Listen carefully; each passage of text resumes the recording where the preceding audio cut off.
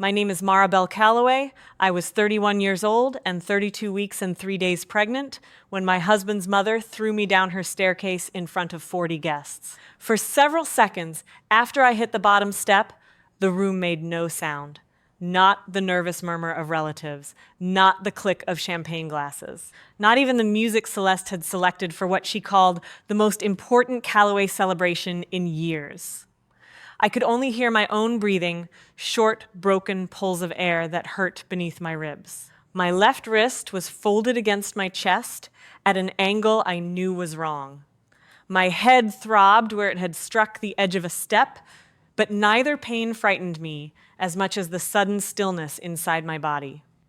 My right hand moved over my stomach. "Please," I whispered. "Iris, please." I couldn't tell whether my daughter was moving. 40 people stood around Celeste Calloway's double-height foyer. Most of them were staring at me. A few were looking up toward the landing where Celeste remained frozen, beside a silver plaque bearing the name she had tried to force on my unborn child, Celeste Ann Calloway. The professional videographer she had hired was still holding his camera. Its red recording light remained on. Celeste stared down at me, her face pale. Then she looked at the guests and did what she had always done when reality threatened her reputation. She tried to replace it. "She lost her balance," she said. Everyone saw it. Mara became emotional and she slipped. I remembered her fingers closing around my upper arms. I remembered her palm driving into my side. I remembered the disbelief on her face when I told her that my daughter would not carry her name. Owen stood several feet from me at the foot of the staircase. My husband had witnessed everything. He had watched his mother follow me onto the landing. He had seen her grab my pregnant body.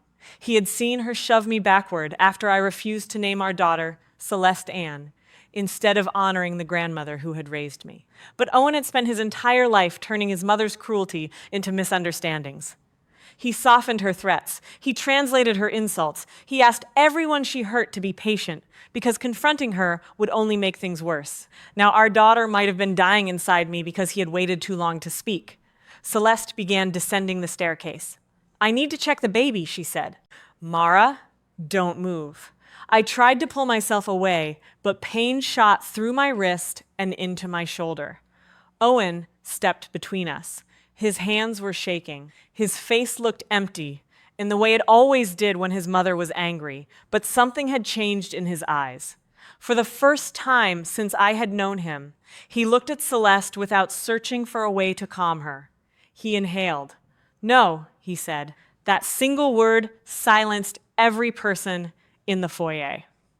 But what Owen said next did more than expose his mother. It ended the family system that had protected her for decades, and it forced me to decide whether speaking after the damage was enough to save our marriage. Before I tell you exactly what Owen said, subscribe to the channel, turn on the notification bell, and like the video. If you've ever watched someone's silence protect the person causing the harm, you will understand why what happened next mattered so much. To understand how 40 people ended up watching Celeste Calloway try to erase what she had done, I need to take you back 4 weeks before the staircase, before the ambulance, and before my daughter entered the world 2 months early. Back to the night Owen and I chose her name.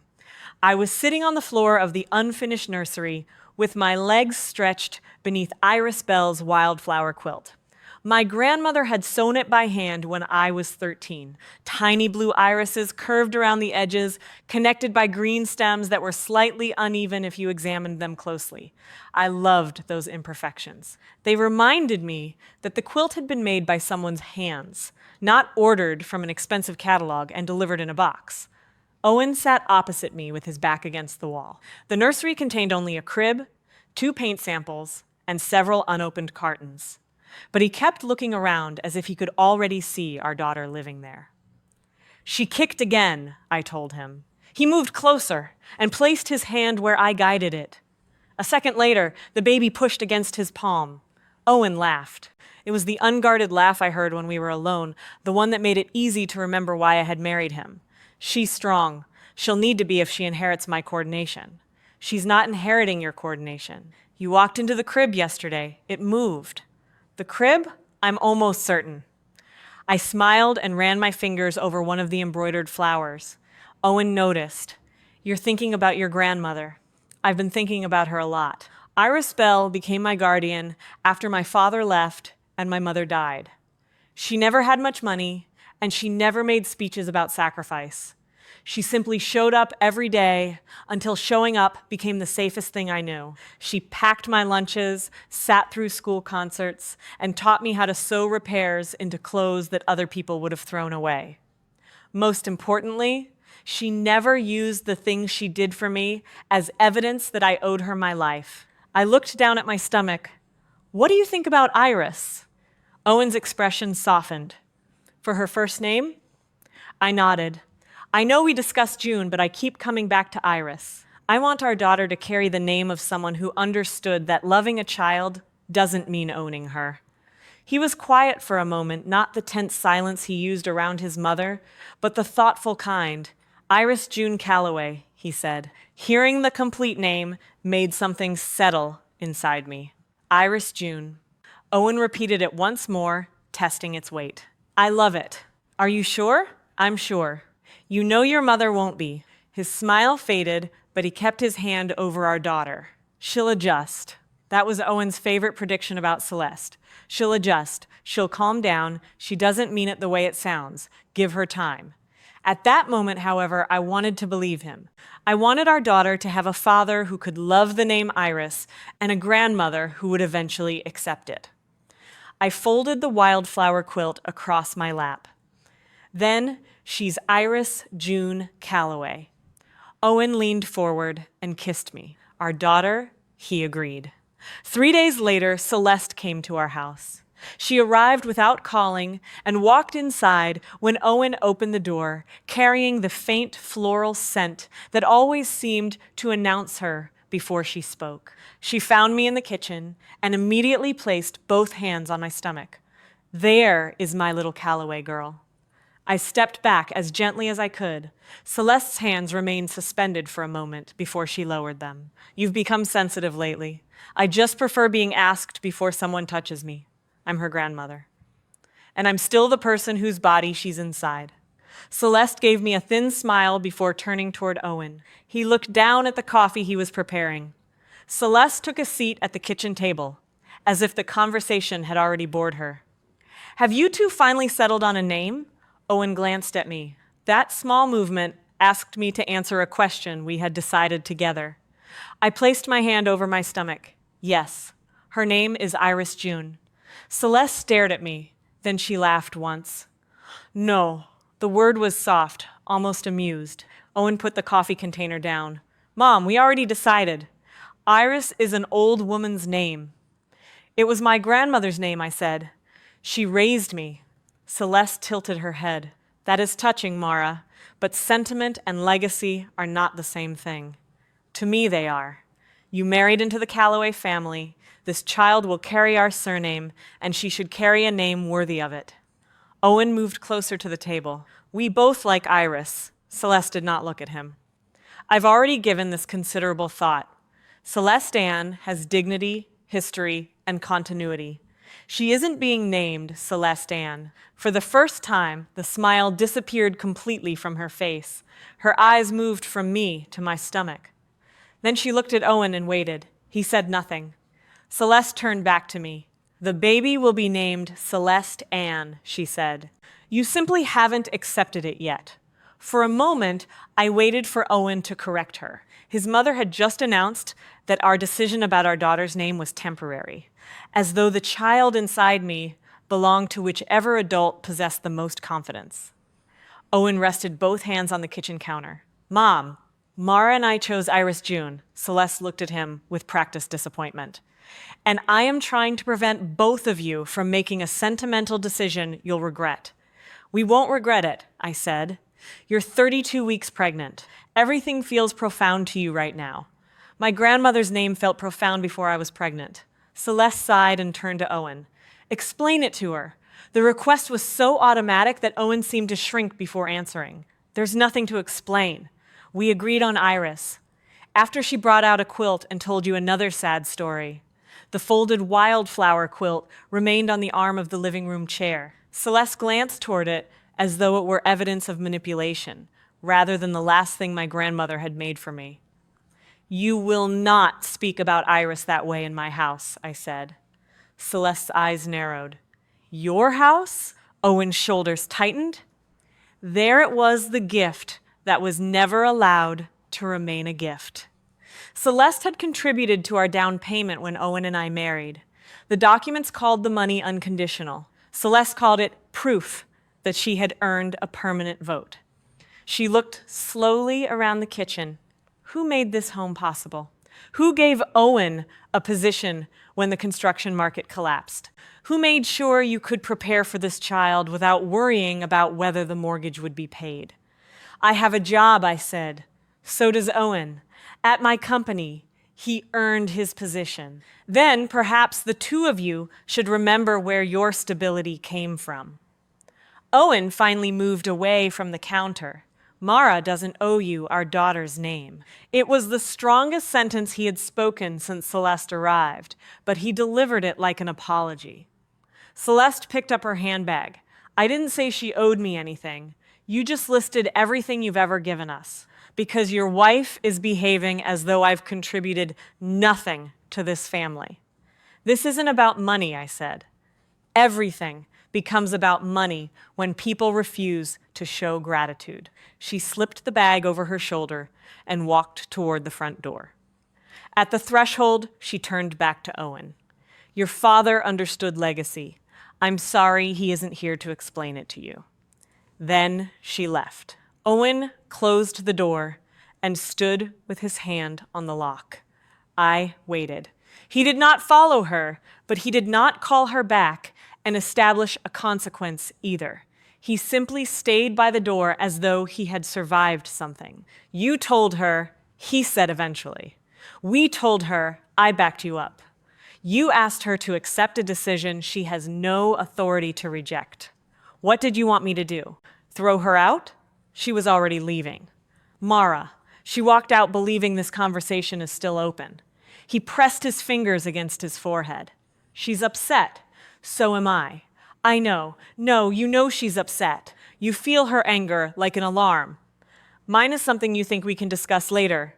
That's not fair. She came into our home, touched me without permission, dismissed my grandmother, claimed our daughter's name, and reminded us that your mother helped purchase the kitchen we were standing in. Which part did you stop? I told her we chose Iris. And when she refused to hear you?" Owen looked toward the front door again. "I'll handle it." Those 3 words should have reassured me. Instead, they left me standing in a house that suddenly did not feel entirely ours. The next 2 weeks followed a pattern I had seen before. Celeste did not call me. She contacted Owen repeatedly about work, but every conversation drifted toward the baby. At first, she framed her demands as concern. Iris sounded old-fashioned. Children could be cruel about unusual names. Celeste Ann would carry dignity in every stage of life. When Owen continued saying, "We had decided," her concern became punishment. She removed him from meetings about an expansion project he had spent months preparing. She stopped responding to his work messages, then criticized him for delays caused by decisions she had withheld. Each evening, Owen returned home with a tighter jaw and a new explanation for why none of it was personal. "She's frustrated," he told me one night.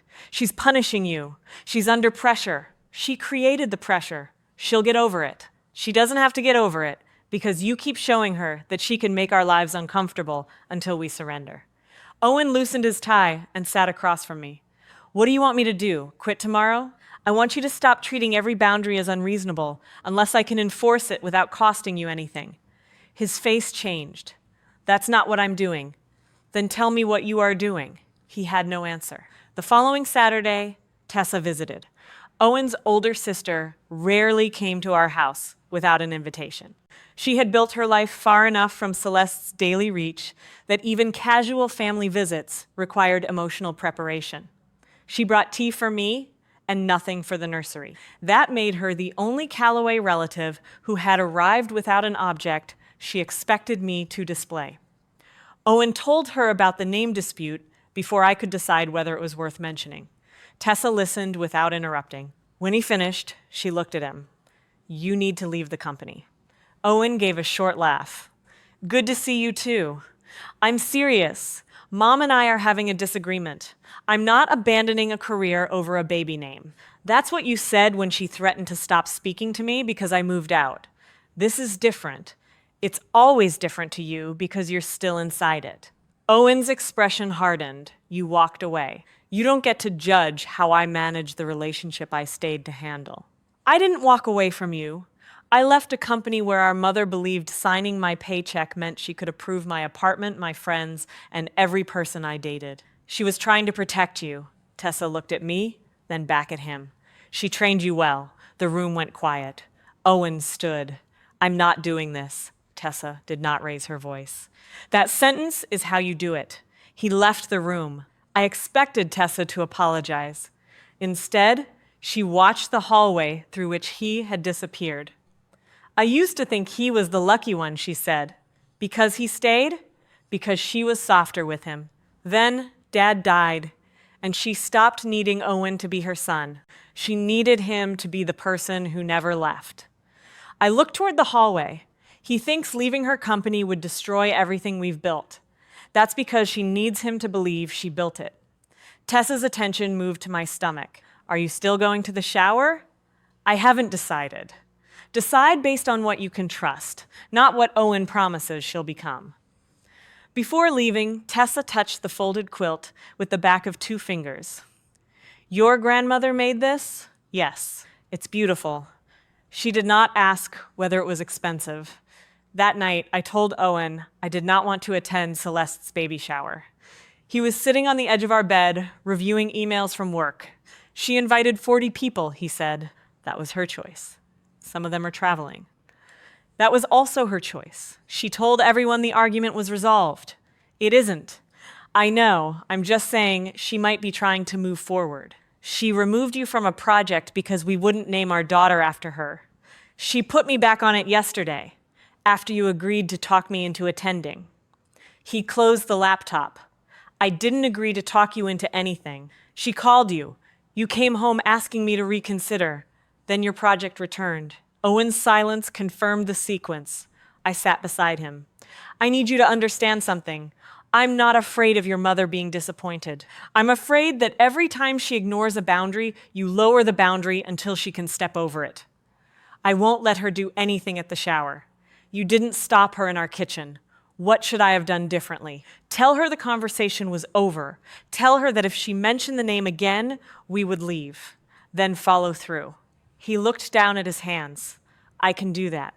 I need more than another promise. What would be enough?" I opened my phone. Together, we wrote a message to Celeste. It stated that our daughter's name was Iris June Calloway. The decision was final. The baby shower could proceed only if Celeste respected that choice. Any announcement, gift, decoration, or public discussion using another name would cause us to leave immediately. Owen read the message twice. Then he sent it from his own phone. Celeste responded 11 minutes later. "Of course. The day is about welcoming your child, not arguing. I respect your decision." Owen turned the screen toward me. "See? I read the message again. It contained the words I had asked for. It still did not feel like acceptance. If she violates it, we leave. We leave. You don't stay to explain. You don't ask me to wait in the car while you calm her down. I won't. You walk out with me. Owen took my hand. I will." That promise was the reason I entered Celeste's house 2 weeks later. The estate looked less like a family home than a demonstration of what her company could build. Stone columns framed the entrance. Tall windows reflected every arriving car. Inside, the double-height foyer opened beneath the grand staircase Celeste had restored for a design magazine. The staircase rose in a broad lower flight of 9 steps before dividing at the upper gallery. I noticed the geometry because pregnancy had made me cautious around stairs. I kept one hand on the banister as Owen helped me into the foyer. 40 guests filled the adjoining rooms. Celeste had invited relatives, family friends, employees, and clients. Several people I had met only once greeted me with intimate questions about the pregnancy. A professional videographer stood near the base of the staircase. He turned his camera toward us as we entered. I stopped. "You didn't tell me this was being recorded." Owen looked equally surprised. Celeste appeared between two guests wearing a pale silver dress. "It's for the family archive," she said. "You'll be grateful to have these memories." I would have preferred being asked, "You look beautiful. Stop worrying." Before I could move, she placed one hand on the side of my stomach and turned me toward the camera. There, 3 generations. I stepped out of her grip. "Please don't touch me," without asking. A few nearby conversations stopped. Celeste smiled for the camera. "My daughter-in-law has become very protective. I have always been protective of my body." Her fingers tightened around the stem of her glass. Then another guest approached, and Celeste transformed the moment into a laugh. Owen leaned toward me. "We can go." I looked at the crowded foyer, the videographer, and Tessa standing near the stairs with concern already visible on her face. "We agreed that we leave if she challenges the name." "I know. That wasn't the agreement." He nodded, but his relief told me he was grateful I had not chosen the door. For the next hour, Celeste kept herself surrounded by witnesses.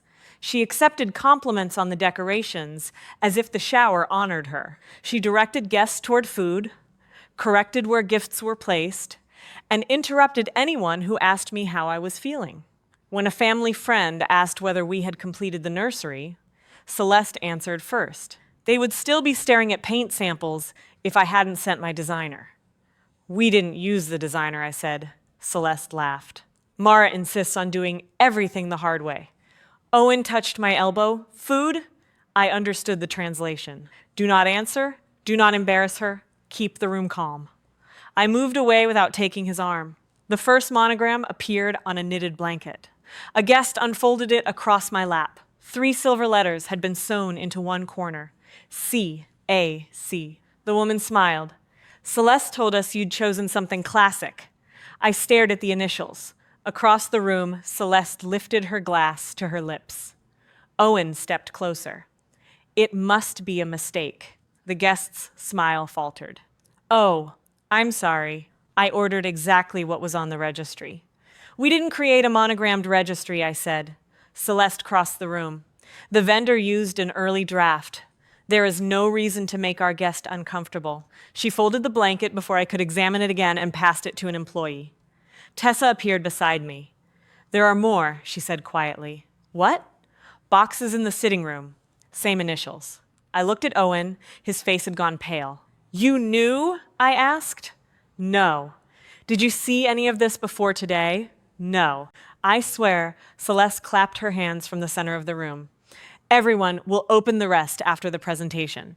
The word struck me harder than it should have. "What presentation?" Owen asked. Celeste ignored him. She directed the 40 guests into the foyer. The videographer moved backward until his camera captured the staircase and upper gallery. At the top stood a decorative white cradle beneath a long silver cloth. Celeste took my hand. I pulled it away. "What is under that?" "A surprise. You promised there would be nothing about the name." "And there isn't anything to argue about." I turned to Owen. "This is it. We're leaving." Celeste's expression sharpened. "You cannot walk out while 40 people are waiting to celebrate you. They are waiting because you gathered them." Owen looked from me to the covered cradle. "Mom, what did you do?" Celeste extended a hand toward him. "Stand beside the camera. I want your reaction. I asked you a question, and you will have your answer in 30 seconds. The guests watched us with the uncomfortable fascination of people who realized they had entered a private conflict but did not yet know how to leave it. Celeste placed her hand against my back and guided me toward the staircase. I removed it. I can walk. I climbed carefully to the upper gallery because Celeste had positioned the cradle there and because I still wanted to believe that exposing whatever she had done would end the argument permanently. Owen remained at the foot of the stairs, looking up at us. Tessa stood several feet behind him. Celeste joined me beside the cradle. "Ready?" she asked the guests. Some lifted their phones. The videographer raised his camera. Celeste pulled away the silver cloth. A polished plaque rested inside the cradle. Celeste Ann Calloway. The same name appeared across a banner hanging from the gallery railing. Applause moved through the foyer before anyone looked at my face. Celeste lifted her glass. "To my granddaughter, Celeste Ann.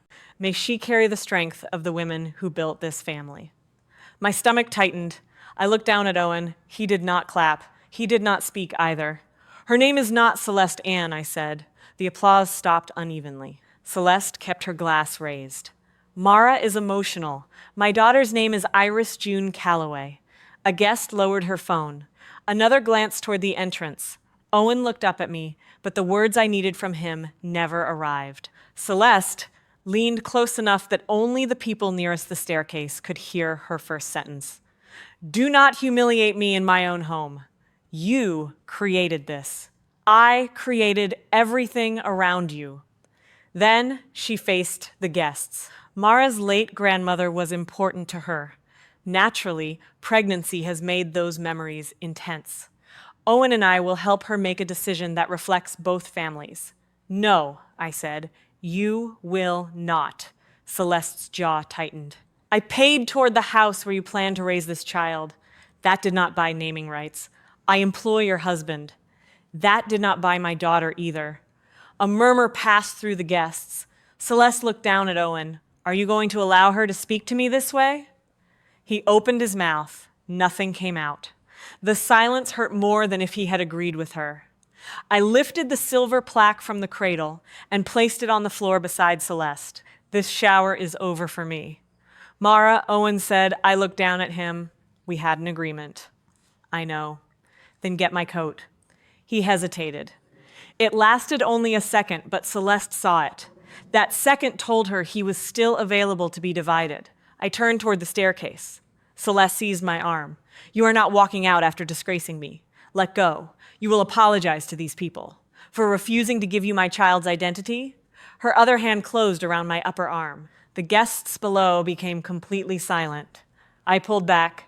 "Take your hands off me." Celeste's face changed. The polished smile disappeared. The controlled voice disappeared. What remained was not confusion or hurt. It was fury that I had refused her before the audience she had assembled to force my obedience. "You ungrateful little." She drove one hand into the side of my torso and thrust both arms forward. My heel left the edge of the landing. For one suspended instant, I saw everything clearly. Owen at the foot of the stairs. Tessa reaching toward me. The videographer's red light. Celeste's fingers still extended from the force of the shove. Then I fell. My back struck the first step. My shoulder hit the next. I tried to curl around my stomach, but my left hand took my weight and folded beneath me. The ceiling, the railing, and 40 blurred faces turned over one another until my head struck the lower edge and I landed against the floor. The world returned in fragments. My wrist, my ribs, the absence of movement inside me. Celeste's voice. She lost her balance. Everyone saw it. Mara became emotional, and she slipped. I pressed my right hand against my stomach. "Please, Iris, please." Celeste started down the staircase. "I need to check the baby." Owen stepped between us. His hands were shaking, but his voice did not. "No." The words silenced the foyer, exactly as I remembered. Celeste stopped. Owen looked directly at her. "She didn't slip. You grabbed her. You pushed her." "Owen, I watched you do it. She pulled away from me. You put both hands on her and shoved her down those stairs." Celeste looked at the guests. She was hysterical. I tried to stop her from falling. Tessa was already kneeling several feet from me. "Don't move, Mara. An ambulance is coming." Owen pointed toward the videographer. "Keep that camera safe. Do not erase anything." The man nodded. Celeste descended another step. "Move out of my way." Owen did not move. "Do not touch my wife. I am trying to help." "You have done enough." Her face hardened. I am your mother, and Mara and Iris are my family. You will regret saying that. Owen's expression broke for a moment, but he did not step aside. No, I regret waiting until now. Sirens approached outside.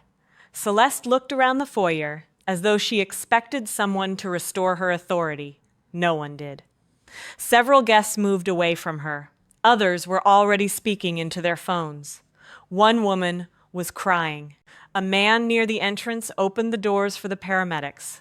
Celeste pointed toward me. She is going to destroy this family over an accident. Owen turned toward the first police officer entering the foyer. I saw the whole thing, he said. I will give you a statement. That was what he finally said. Not a clever threat, not a secret he had saved for the perfect moment. He told the truth before his mother could replace it.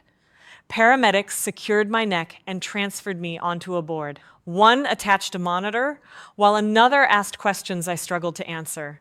How many weeks pregnant? 32. 3 days. Any bleeding? I don't know. Can you feel the baby moving? No.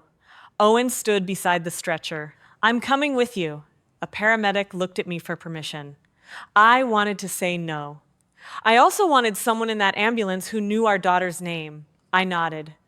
As they lifted me, I saw Celeste speaking to an officer near the staircase. She moved her hands carefully, demonstrating a gentle reach that had never happened. Tessa stood nearby. No, she told the officer. That is not what she did. The ambulance doors closed before I heard the rest. Inside, the paramedic moved a sensor across my stomach. Static filled the small space. Owen stared at the monitor. Is that her? Let me work. The paramedic adjusted the sensor. A rapid heartbeat came through the speaker. Relief hit me so suddenly that I sobbed. Then the paramedic's expression tightened. What's wrong? I asked. We have a heartbeat, but I need you to stay as still as possible. That isn't an answer.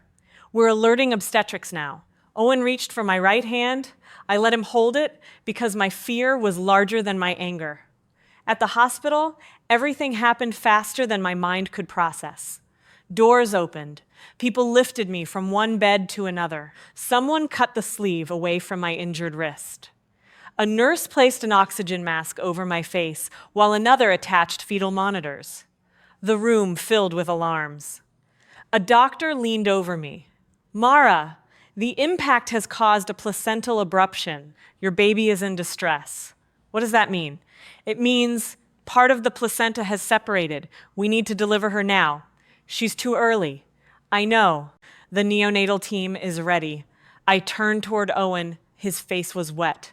Her name is Iris, I said through the mask.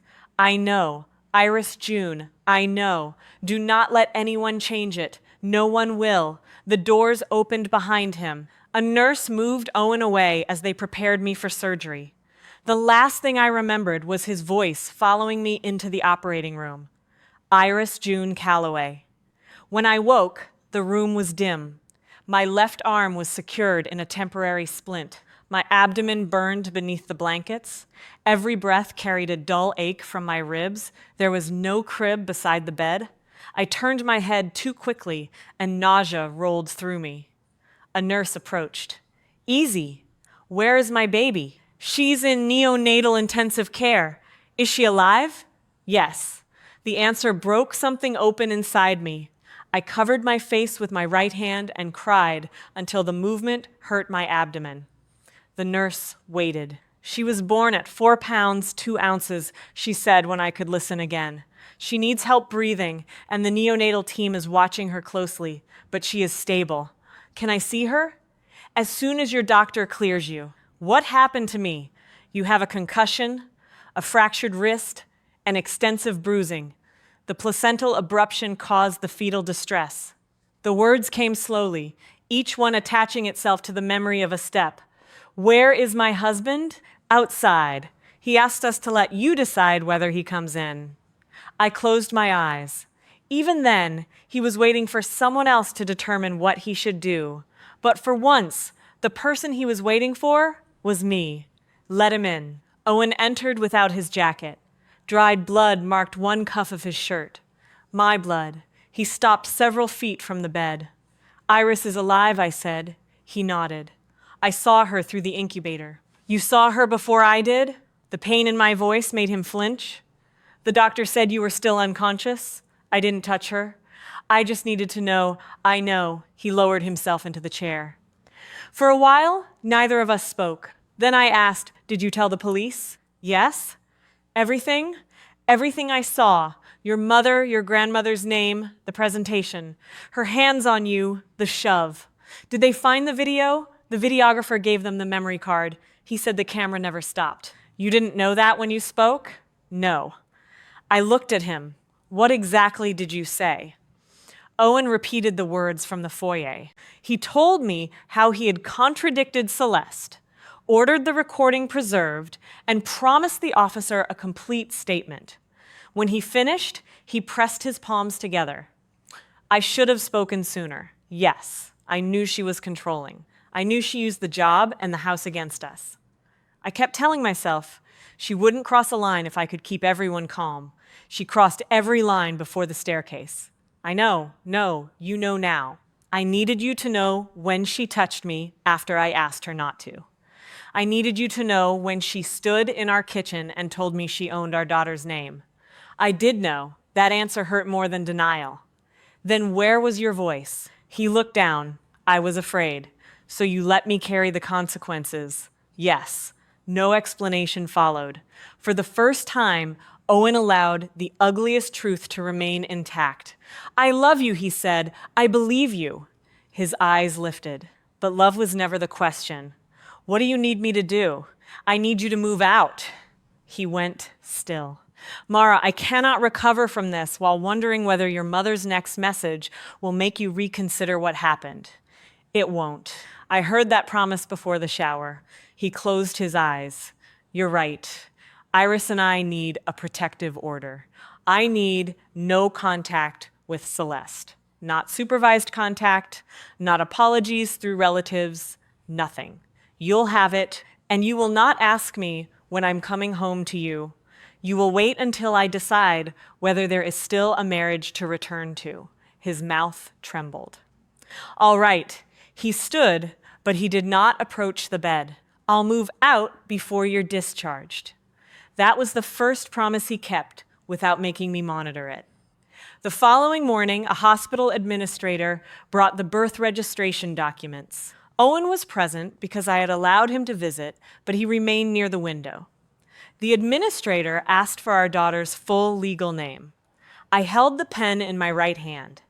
Iris June Calloway. The woman checked the spelling. Owen repeated it quietly. Iris June Calloway. No applause followed. No banner dropped from a railing. No expensive plaque attempted to make the decision public before it was ours.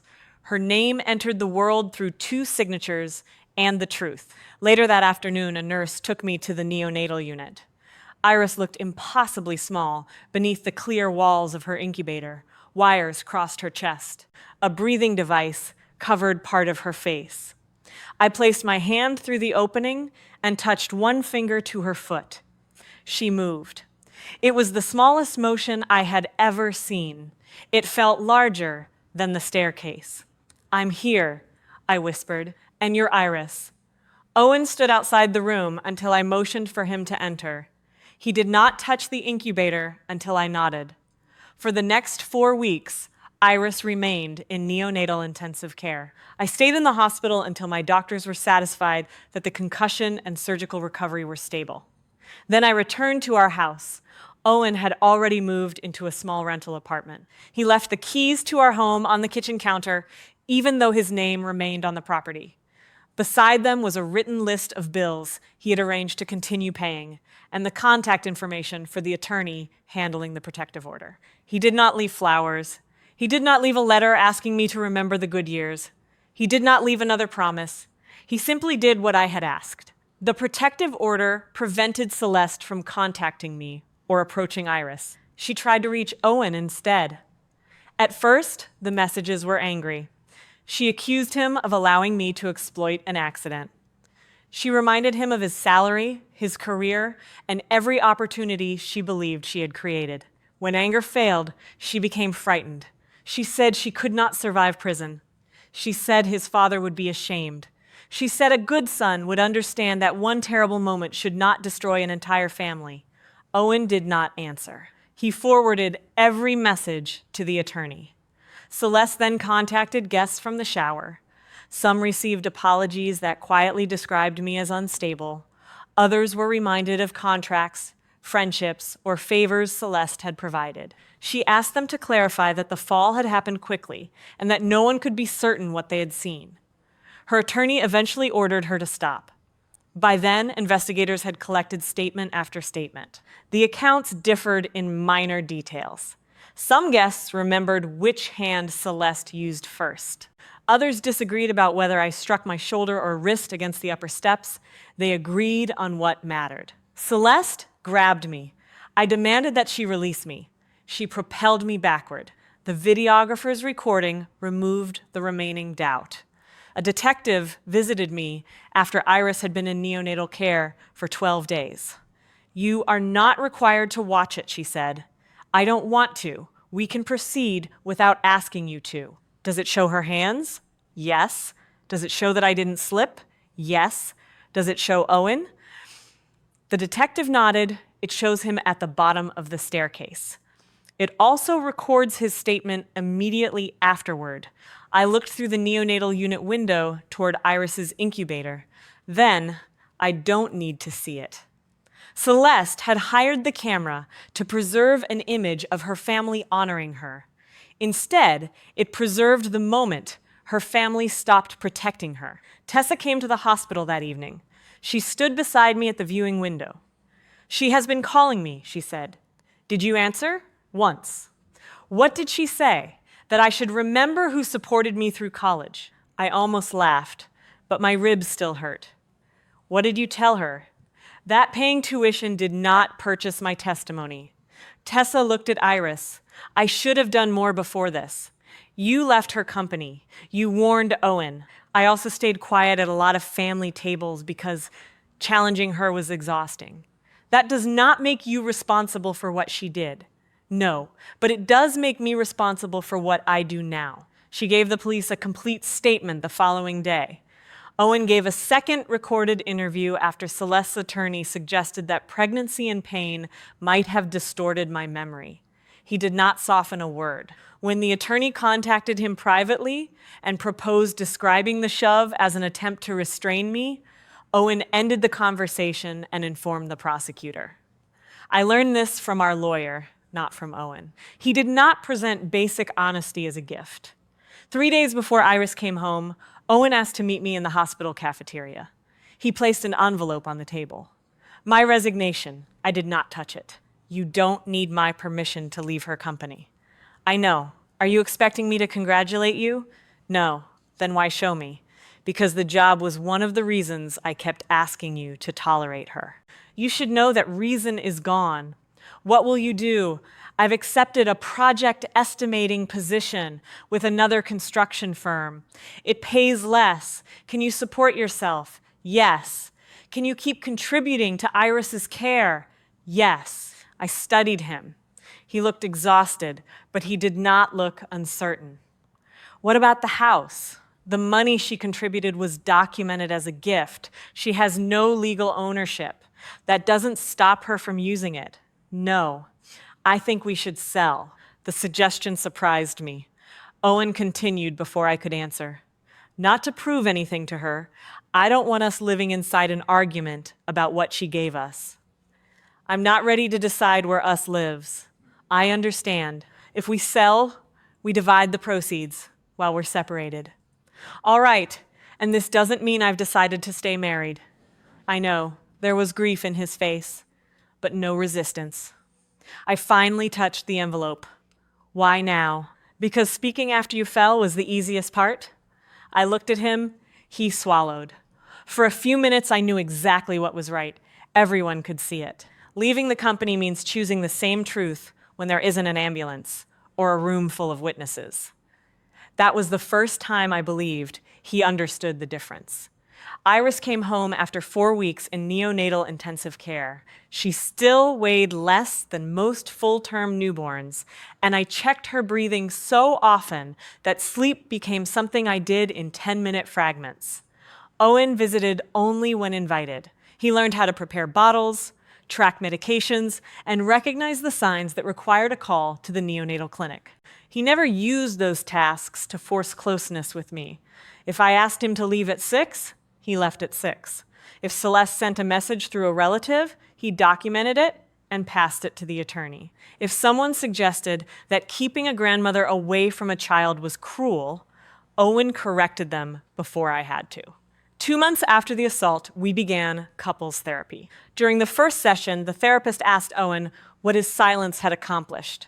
"It kept my mother calm for short periods," he said. "And what did it cost?" He looked at my splinted wrist. "It made Mara pay for that calm." I did not forgive him in that room, but I believed him. There was a difference. The house sold during the 4th month of our separation. Celeste sent a message through her attorney objecting to the sale of a home she claimed represented her contribution to Owen's future. The property documents gave her no authority. For once, the word gift meant exactly what the paperwork said it meant. Owen and I divided the proceeds and kept separate accounts. He moved from his temporary apartment into another rental near Iris's medical clinic. He continued therapy alone, even during weeks when I refused joint sessions because recovery had left me exhausted. Tessa visited every Sunday after asking first. She never called Iris a Calloway legacy. She called her by her name. When Iris was strong enough to be held for longer periods, Tessa sat beside the nursery window with her. "She has your eyes," she told me. "Everyone says babies look like whichever parent is holding them. Then she has my excellent judgment." I smiled. It was the first easy moment I had experienced with a member of Owen's family since the shower. The criminal case moved more slowly than my recovery. Celeste's public position weakened as the evidence became known among the people who had attended the shower. I refused requests to release the recording online. I did not want strangers replaying the worst moment of my life as entertainment. The recording belonged in court. That was enough. Celeste never gave me an apology that acknowledged what she had done. The first statement sent through her attorney expressed regret that the celebration had ended tragically. The second said she was sorry that physical contact had been misunderstood. The third focused on how much she had already lost. None mentioned grabbing me. None mentioned the shove. None mentioned Iris's premature birth. Owen stopped reading them after the second. 6 months after the assault, we remained separated. My wrist had healed, although cold mornings still produced a deep ache. Iris's doctors expected normal development. Owen had completed his probationary period at the new company and earned his position without Celeste's name attached to the decision. One evening after therapy, we sat in his apartment while Iris slept in a portable bassinet. Owen looked toward her. I spent years believing Mom's approval was the thing holding my life together. What do you believe now? That it was the thing preventing me from seeing what I could hold together myself. I waited. He did not ask to come home. He did not ask whether 6 months was enough. Instead, he said, "Whatever you decide about us, I will never let her near Iris." Even if I decide there is no us? Yes. Even if Celeste apologizes? She hasn't. If she does, he considered the question. An apology would not make her safe. That answer mattered more than any declaration about loving me. I took Iris home alone that night, but before leaving, I gave Owen a key to my temporary rental. "It's for emergencies and scheduled visits," I said. "It isn't permission to move in." "I understand. I can take it back. I understand that too." Trust did not return as a feeling. It returned as a collection of small permissions I could withdraw without punishment. Celeste entered a guilty plea before the case reached trial. The recording, the medical evidence, and the consistency of the witness statements left little room for the accident story she had tried to construct in the foyer. At sentencing, she described herself as a mother who had devoted her life to her children. She said she had accepted the plea to prevent further harm to the family. She still did not say that she had shoved me. The court imposed a custodial sentence followed by supervised probation. Celeste was ordered to pay restitution connected to the medical harm and remain under permanent no-contact conditions involving me and Iris. The judge's decision did not restore the weeks Iris had spent inside an incubator. It did not erase the scar across my abdomen or the moment I had searched my body for movement and found none. It did something smaller and necessary. It placed the truth into a record Celeste could not rewrite. Outside the courthouse, Tessa approached Owen. I stood far enough away to give them privacy, but close enough to see him lower his head when she spoke. Later, he told me what they had said. I apologized for believing Mom when she called Tessa ungrateful, he explained. She said she left because staying required her to stop being herself. And what did you say? That I finally understood. Tessa did not immediately forgive him either. That became another relationship rebuilt through time rather than a speech. 8 months after the shower, Owen and I purchased a smaller home. There were no stone columns, no double-height foyer, no grand staircase designed for photographs. The mortgage belonged only to us. We chose the house because it was close to my work, close to Iris's doctors, and filled with afternoon light. Owen moved in gradually, one box at a time, one conversation at a time. We continued therapy. We maintained separate personal accounts and a shared household account. We kept the protective order documents in a locked drawer even after Celeste began serving her sentence. Reconciliation did not mean returning to the marriage we had before the staircase. That marriage had required me to absorb Celeste's behavior so Owen could call the family peaceful. The marriage we built afterward required him to speak before danger became undeniable.